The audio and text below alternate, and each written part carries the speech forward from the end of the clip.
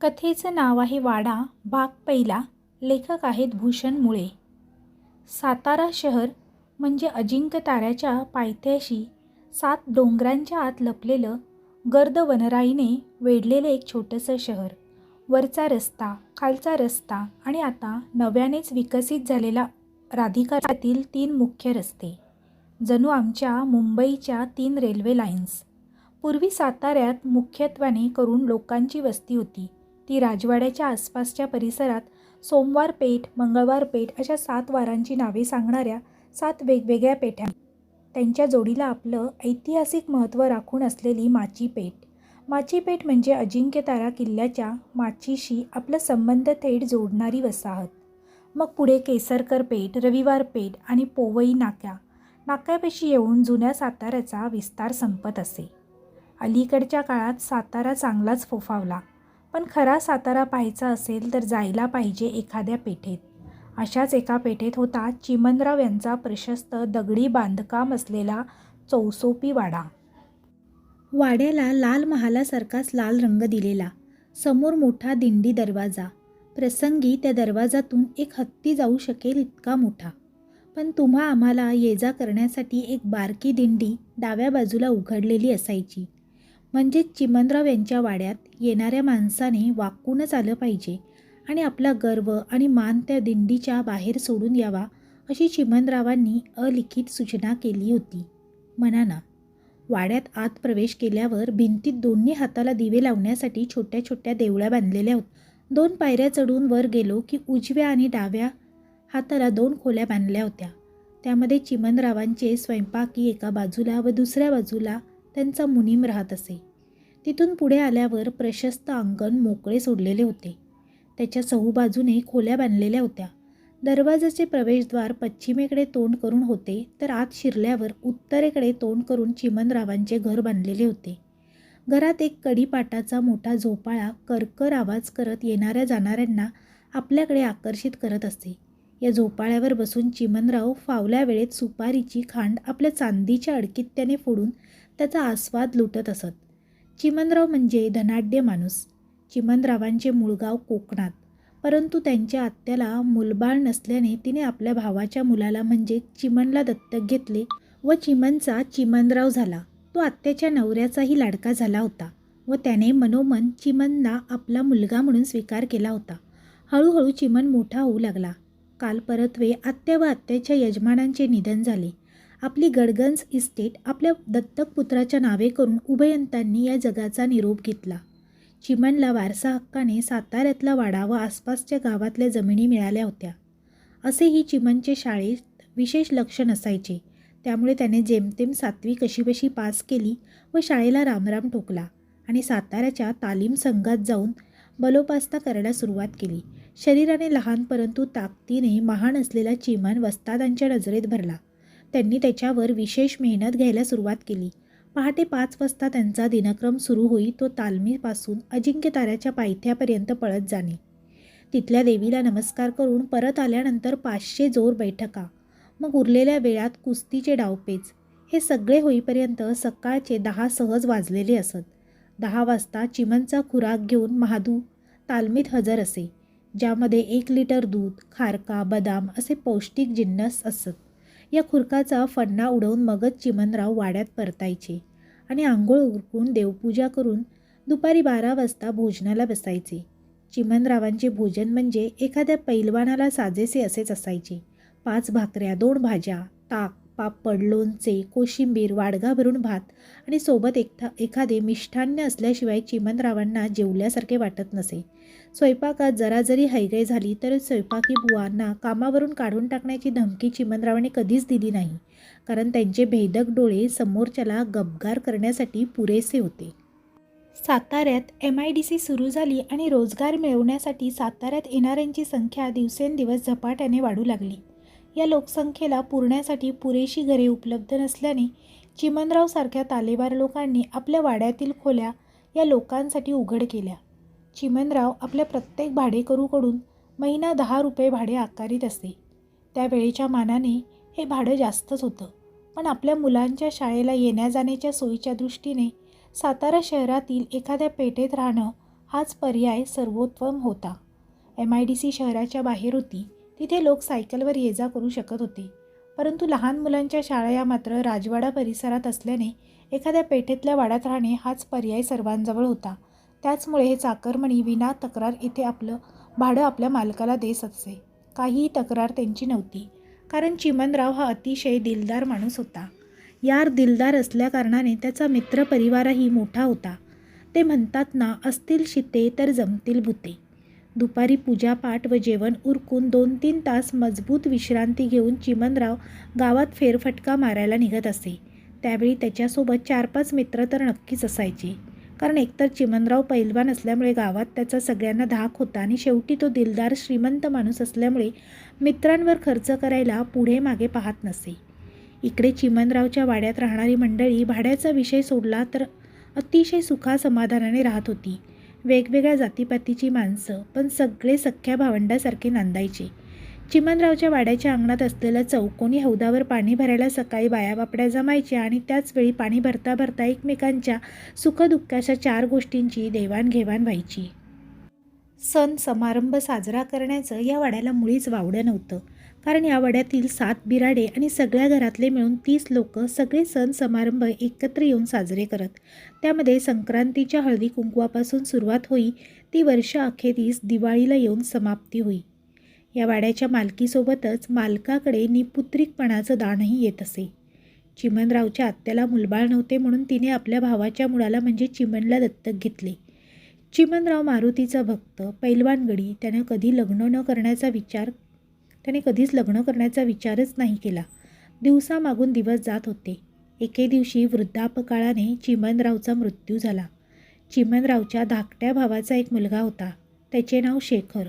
कायदेशीर प्रक्रियेनुसार आता चिमणरावची सगळी इस्टेट त्याला मिळणार होती. शेखर हा सुशिक्षित व कर्तबगार मुलगा होता. आपल्या मनगटात जोर व देवाने दिलेल्या बुद्धीच्या दानाच्या जोरावर दुनिया जिंकायची स्वप्न पाहणारा तरुण. सुरुवातीला त्याला या वाड्याचा किंवा चिमणरावाच्या अन्य जमिनीचा ताबा किंवा मालकी हक्क घेण्यात कोणताही रस नव्हता. परंतु एके दिवशी मुनीमजींनी स्वतः त्याच्या घरी जाऊन त्याला कागदपत्रावर सह्या करायला भाग पाडले. मुनीमजी हे वयोवृद्ध व चिमणरावचे विश्वासू नोकर असल्याने शेखरला त्यांच्या शब्दाबाहेर जाणे अवघड गेले. त्याने या इस्टेटीचा मालकी हक्क स्वीकारला. अनायसे ही इस्टेट आपल्याला मिळालेली आहे, तर त्यातील काही हिस्सा विकून आपण दुनिया फिरून यावी असे त्याच्या मनात होते. चिमणरावच्या पेठेतील वाडा कसा आहे हे एकदा पाहून तरी घ्यावू असे मुनीमजींनी सुचवल्याने दोघे त्यांच्या गावाहून म्हणजेच फलटणहून साताऱ्याला आले. अशा प्रशस्त चौसोपी वाडा पाहून शेखर प्रसन्न झाला. या इस्टेटीचा हिस्सा विकण्याचा त्याचा विचार बाजूला पडला. तो जणू त्या वाड्याच्या प्रेमातच पडला. त्याने तिथेच राहण्याचा निर्णय घेतला. दुसऱ्या दिवशी मुनीमजीने हिशोबाच्या वह्या घेऊन शेखरकडे आले. शेखर सुशिक्षित असल्याने हा सगळा हिशोब समजून घेणे त्याला फार काही अवघड नव्हते. त्याने नोंदी वाचायला सुरुवात केली असता पहिल्याच पानावर त्याला दिसले दरमहा भाडे वसुली ₹70. 7 भाडे करू, प्रत्येकी ₹10 वसुली. छे छे, ही तर पठाणी वसुली झाली. या घरांचे भाडे फार तर ₹5 असले पाहिजे. ₹100 पगार घेणारे लोक ₹10 भाडे भरतात म्हणजे पगाराच्या 10%. हे तर अति झाले. त्याने मुनीमजींना सूचना केली. मुनीमजी, पुढील महिन्यापासून भाडे वसुली फक्त ₹5 करावी. या वाड्याच्या हिशोबाची देखरेख करता करता मुनीमजीची काळ्याची पांढरी झाली होती. त्यांना आपल्या नवीन मालकाचा हा निर्णय तितकासा रुचला नाही. मालक, आपण तरुण आहात. भावनेच्या भरात असे निर्णय घेऊ नका. आपला वाडा प्रचंड मोठा असून त्याच्या देखभालीवर तितकाच प्रचंड खर्च होतो, जो वार्षिक ₹500 आसपास जातो. त्यांचे हे बोलणे ऐकून शेखर म्हणाला, जर आपला वार्षिक देखभाल खर्च ₹500 आहे तर आपण ₹840 इतकी भाडे वसुली का करतो? आपणही त्या वाड्यात राहतो. आपली काही जबाबदारी नाही का? का सर्व काही भाडेकरूंच्या माथी मारले पाहिजे? ₹5 भाडे वसूल केल्यास 7 बिराडांचे ₹35. या हिशोबाने आपल्याकडे वार्षिक ₹420 जमा होतील. उर्वरित ₹80 आपण सोसू. त्या निमित्ताने आपण त्या भाडेकरूंची दुवा घेऊ. मुनीमजींना हो म्हणण्यावाचून पर्याय नव्हता. दुसऱ्याच दिवशी मुनीमजींनी सर्वांना भाडी कमी झाल्याच्या सूचना दिल्या. भाडी कपातीची सूचना ऐकून सर्वांना आनंद होईल असे शेखरला वाटले होते. लोक येऊन आपले आभारही मानतील अशी त्याची अपेक्षा होती. परंतु झाले उलटेच. कुणी त्याच्याशी अवाक्षरही याविषयी बोलले नाही. भाडे कपातीची घोषणा केली तेव्हा जानेवारीची 15 तारीख होती. पुढील भाडे वसुलीचा दिवस होता 7 फेब्रुवारी. महिन्याच्या 1 ते 7 तारखेदरम्यान सगळ्यांची भाडे भरायचा असा दंडक होता. 7 तारखेनंतर भाडे भरल्यास 50 पैसे दंड वसूल केला जात असे. 15 जानेवारी ते 1 फेब्रुवारीच्या दरम्यान कोणीच भाडेकरू शेखरला भाडे कपातीविषयी काहीच बोलले नाही याचे त्याला प्रचंड आश्चर्य वाटत होते. 1 फेब्रुवारी रोजी गाडगीळ काका शेखरकडे आले व त्यांनी आपण खोली सोडून जात असल्याचे सांगितले. शेखरसाठी हा मोठा धक्का होता. पुढच्या 2च दिवसात जोशी काका व पवार काकांनी सुद्धा खोली सोडून जात असल्याचे सांगितले. 7 पैकी 3 खोल्या रिकाम्या होणार. अरे बापरे, असे काय झाले की एकापाठोपाठ एक भाडेकरू घर सोडून चालले आहेत. मी भाडेवाढीची घोषणा केली असती तर हे ठीक होते, पण आता तर मी भाडे कपातीची घोषणा केली आहे, तरीही लोक खोल्या सोडून का जात आहेत. ही गोष्ट शेखरच्या बुद्धीबाहेरची होती.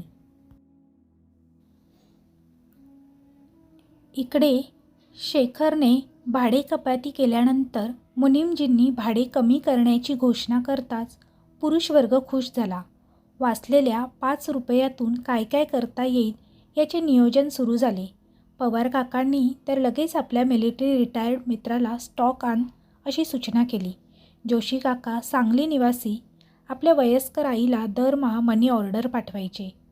आता तिला अधिक पैसे देऊन घरी कामाला बाई ठेवण्याचे सांगू असे त्यांनीही ठरवून बसले. प्रत्येकाचे काही ना काही नियोजन सुरू होते. 15 जानेवारी 1975 शनिवार रात्रीचे 9 वाजलेले. पवार काकांच्या खोलीवर आज सर्व पुरुष पत्त्याचा डाव मांडून बसलेले. पवारांच्या ट्रेडमार्क ओल्ड मंक रमने कार्यक्रमाला खरी रंगत आणली होती. सर्वजण खुशीत होते. मेंढीकोट रंगात आलेला आणि गुलाबी थंडीत रमची नशा सर्वांना उल्हासित करत होती. 2-2 पेग झाले. पवार काका लघवीला जाण्यासाठी उठले. प्रत्येक खोलीत शौचालय नसल्याने सामायिक शौचालयाचा वापर करावा लागत असे. रात्री अंधारात कुठे खाली चाचपडत जायचे म्हणून त्यांनी चिमणरावच्या बंद खोलीचा आडोसा बघून तिथे ते उभे राहिले. रात्रीच्या अंधारात कोण येणार आहे इकडे कडमडायला. पायजम्याची नाडी खोलणार इतक्यात कोणीतरी आपल्या खांद्यावर हात ठेवलाय असे त्यांना वाटले. चमकून ते मागे फिरले तर मागे कोणीच नव्हते. आपल्याला जास्त झाली आहे म्हणून तिकडे दुर्लक्ष करून परत नाडीला त्यांनी हात घातला. पुन्हा खांद्यावर हात. असे 3दा घडले. ऐन जानेवारीच्या थंडीत पवार काका घामाने डबडबले. त्यांना मूत्रविसर्जनाची इच्छा पण होईना. ते धावत आपल्या खोलीकडे निघाले. परत आपल्या जागेवर येऊन जणू काही झालेच नाही अशा आविर्भावात पत्ते घेऊन बसले. त्यांची नशा पार उतरलेली, पण त्यांच्या खांद्यावर पडलेला हात कुठल्या भूताचा नाही तर जोशी काकांचा सुपुत्र अविनाश उर्फ अव्या याचा होता. अव्या पवार काकांच्या मुलीवर कवितावर लाईन मारायचा आणि हे काकांना पसंत असल्याने दोघांच्यात 36चा आकडा होता. पण त्यांची गंमत करायची संधी मिळालेली अव्या सोडणार तरी कसा. पवार काका बाहेर आले तेव्हा अव्या सामायिक संडासातून येत होता. मग त्याला काकांची फिरकी घ्यायची चांगली संधी मिळाली आणि त्याने तो डाव साधला. दुसऱ्या दिवशी पाणी भरताना बायकांच्या दबक्या आवाजात चर्चा सुरू झाली. काय हो काकू, नवीन मालकाने भाडे कमी केले म्हणे. लगेच जोशी काकू ठसक्यात बोलू लागल्या. डोंबलं कमी भाड्याचे. इथे आयुष्यभर आमचे रक्त शोषले आणि आता रिटायरमेंट आली की भाडे कमी करायची नाटकी. साधा कधी सिनेमा पाहिला नाही. राजलक्ष्मीला जाऊन की श्रीमानाची वेज थाळी खाल्ली नाही कधी. पैसे वाचवा, या मालकाच्या बोडक्यावर घाला आणि उरले सुरले सासूला पाठवा. काकूंचे नेत्र पाणावले. त्या पदराने आपले अश्रू पुसत होत्या. तोच पवार काकू सुरू झाल्या. अहो, हा वाडा बांधून आता 70 वर्ष झाली. उंदरांनी पोखरून ठेवले सर्व काही. सगळं बेभरवशी बांधकाम झाले. कधी आपल्या डोक्यावर कोसळेल नेम नाही. मग अशा परिस्थितीत दुरुस्ती करायची सोडून हा मालक आपल्याला कमी भाड्याचा गाजर दाखवतोय. म्हणजे उद्या वाडा पडला की टोलेजंग इमारत बांधून त्यातले फ्लॅट विकायला मोकळा. गाडगीळ काकी मात्र भाऊक झालेल्या. या दोघींचे बोलणं त्यांना सहन होत नव्हतं. या वाड्या आणि पर्यायाने चिमणरावने आपल्याला गेली अनेक वर्ष आसरा दिलाय. हक्काचं छप्पर उपलब्ध करून दिले आणि त्याच्याविरुद्ध या दोघी अशा गोष्टी बोलत आहे याचं त्यांना वाईट वाटलं. त्या काहीही न बोलता कमरेवर घागर घेऊन निघून गेल्या. त्या गेल्या तोच पवार काका तिथे आले आणि या वाड्यात भुताटकी असल्याच्या गोष्टी सांगू लागले. थोड्या वेळाने तिथे आव्या आला आणि सांगू लागला, हो हो, काल कुणीतरी काकांच्या खांद्यावर हात ठेवला. मीही पाहिले. एकदा नाही 3दा. पवार काकांचा आटा हलला. एकतर माझ्या पोरीच्या मागे पुढे शेपटी हलवत फिरत असतो. माझ्या पाठीवर हात ठेवताना मला तर कोणीच दिसलं नाही आणि माझ्या पाठीवर 3दा हात ठेवणारे भूत याने पाहिले. म्हणजे हाच माझी फिरकी घेत होता तर. हे लक्षात येईपर्यंत आव्या तेथून कधीच पसार झाला होता. रविवारचा दिवस असल्याने सगळी मंडळी निवांत आळसात दिवस घालवत होती. संध्याकाळी पुरुष मंडळी हौदाशेजारच्या कट्ट्यावर जमून गप्पा मारू लागली. पवार काकांची पंचायत झालेली ही कालची भुताची गोष्ट इतरांना सांगावी की नाही, कारण सांगावी तर आपला पचका होणार आणि नाही सांगायला मोकळे मिळणार. पवार काका या विचारात घडले असतानाच गाडगिळांनी सुरुवात केली. आपल्या नवीन मालकांनी भाडं कमी केलं खरं, पण मला जरा थोडासा संशय येऊ लागला आहे. या वाड्यात नक्कीच काहीतरी विचित्र घडतं आहे आणि म्हणूनच आपल्या मालकाने आपली भाडी कमी केली आहेत. आपल्या वाड्यामध्ये नक्कीच काहीतरी अकल्पित अघटित घडतंय. मला चिमणरावच्या खोलीतून रात्रीच्या वेळी तऱ्हेतऱ्हेचे आवाज येत असतात. ही संधी साधून पवारांनी काल रात्री घडलेली घटना सांगायला सुरुवात केली. आपल्या सुपुत्राचे हे पराक्रम ऐकून जोशी काका चांगलेच रागावले. अविनाश समोर असता तर त्याचा कान धरून त्याला सर्वांसमोर खेचत आणला असता, असे त्यांच्या मनात आले. आव्या बाहेर गेला असल्याने इतरांसमोर दिलगिरी व्यक्त करण्यावाचून त्यांच्याजवळ कोणताच पर्याय नव्हता. त्यांचे बोलणे संपते न संपते तोच गाडगीळ पुन्हा बोलू लागले. आपण रात्रीचा या वाड्यात पाहणी केली पाहिजे व माझ्या शंकेचे निरसन झाले पाहिजे. जोशी, गाडगीळ आणि पवार या त्रिमूर्तीने आज रात्री वाड्यात पाहणी करण्याचे ठरवले. याविषयी अन्य कोणाला खबर लागू द्यायची नाही असेही ठरले. आपली शंका खरी असेल तर आपण 7ही घरातल्या लोकांना सावध केले पाहिजे असेही ठरले. रात्री 10:30 वाजले आणि ही त्रिमूर्ती वाड्याची पाहणी करण्यासाठी बाहेर पडली. त्यांच्या संशयाची सुई चिमणरावच्या खोलीतील तळघराकडे होती. त्यांनी आपला मोर्चा थेट तिकडेच वळवला. वाड्यात सर्वत्र सामसूम झाल्याचे व सर्व घरातील दिवे मालवले आहेत हे पाहून हे तिघे मित्र चिमणरावच्या खोलीच्या मागच्या बाजूस आले. पुढील बाजूचा दरवाजा बंद होता, परंतु मागच्या खिडकीची कडी तुटलेली असल्याने ती खिडकी उघडता येणे शक्य होते. त्यातल्या त्यात जोशी काका म्हणजे दीट. पवारांना कालच अविनाशचा प्रसाद मिळाला असल्याने ते पुढे जायला घाबरत होते. मग जोशी काकांनी या कारवाईचा चार्ज घेतला आणि कमांडरच्या थाटात पुढे होऊन खिडकी उघडली. करकर आवाज करत ती खिडकी कशीबशी उघडली. तिच्या बिजागऱ्या पूर्ण गंजलेल्या होत्या. काकांनी इतका जोर लावला की खिडकी तुटणारच होती, पण नशिबाने ती वाचली. खिडकी उघडतात तिघांचेही चेहरे पांढरे फटक पडले. खोली बाहेरून बंद पण आतमध्ये विजेचा दिवा चालू होता. दिव्याच्या उजेडात आतील दृश्य स्पष्ट दिसत होते. आतमध्ये सिंहाचे कातडे पसरलेले होते. त्याच्या आजूबाजूला तंत्रमंत्र संबंधित अघोरी वस्तू पडलेल्या होत्या. त्यामध्ये टाचण्या मारलेली लिंबे, फुटक्या बांगड्या, हळद कुंकू आणि जनावरांची हाडे पडलेली होती. चिमणराव हा मारुतीचा भक्त असल्याने तो अशा गोष्टींना आपल्या घरात थारा देणार नाही, यावर सर्वांचे एकमत होते. मग तिथे नक्की कोण काळा जादू करत आहे हा प्रश्न सर्वांना सतावू लागला. इतक्यात अचानक एक विचित्र घोगरा आवाज त्यांच्या कानात शिरला. माझा पाठलाग करता काय? पुन्हा इथे दिसलात तर आपल्या पायावर जिवंत परत नाही जाऊ शकणार तुम्ही. आपापल्या घरात सुखी राहा. मी तुमच्यामध्ये येणार नाही. तुम्ही माझ्या मागे येऊ नका. आज प्रेमाने सांगतोय, पुन्हा दिसलात तर गाठ माझ्याशी आहे. लक्षात ठेवा हं. समोर दिसणारे दृश्य आणि तो भयावह आवाज ऐकून तिघा काकांची पाचावर धारण बसली. ते आल्या पावली परत फिरले. एकाच वेळी तिघांना एकसारखा भास होणे अशक्य आहे. त्यामुळे आपण जे ऐकले तेच इतर दोघांनी ऐकले याची खात्री करून घेऊन जोशी काका म्हणाले की एकतर आपण ही शोध मोहीम इथे थांबवली पाहिजे किंवा आता दुसरं घर शोधायला घेतलं पाहिजे. पण भाडं निम्म्याने कमी झाल्यामुळे इतर दोघे खोली सोडण्यास तयार होत नव्हते. शिवाय तिथून सामान बांधा, दुसरी खोली शोधा, तिकडे न्या आणि परत ती खोली कशी असेल असे विचार दोघांच्या डोक्यात फिरत होते. आपल्या बायकांना या प्रकाराची काहीच कल्पना द्यायची नाही असा एक अलिखित करार तिथे एकमताने मंजूर करण्यात आला. तसेच त्या गूढ आवाजाने सांगितल्याप्रमाणे आपण पुन्हा इकडे यायचे नाही असे गाडगीळ व पवारांनी ठरवले होते. चिमणरावच्या बंद खोलीत तंत्रमंत्र विद्येचे सामान कोणी पसरले? तिघा काकांना दम देणारा आवाज कुणाचा होता? यामागे अविनाशचा तर हात नव्हता ना? जाणून घेण्यासाठी वाचा या कथेचा भाग 2 लवकरच येत आहे. आणि तसेच तुम्हाला ही कथा आवडली असेल तर तुमच्या जास्तीत जास्त मित्रपरिवारांसोबत शेअर करायला विसरू नका. कथा आवडली असेल तर कमेंट बॉक्समध्ये कमेंट करून नक्की कळवा. तसेच जर तुम्हाला कथा आवडली असेल तर कथेला लाईक आणि शेअर करायला विसरू नका. आमच्या चॅनेलला सबस्क्राईब करायला विसरू नका. तसेच बेल आयकॉनवर क्लिक करून ऑलवर सेट करा, म्हणजे तुम्हाला नवनवीन व्हिडिओचे नोटिफिकेशन लगेचच मिळतील. आणि अशीच एक नवीन कथा घेऊन पुन्हा भेटूया. तोपर्यंत सर्वांना धन्यवाद. Bye bye.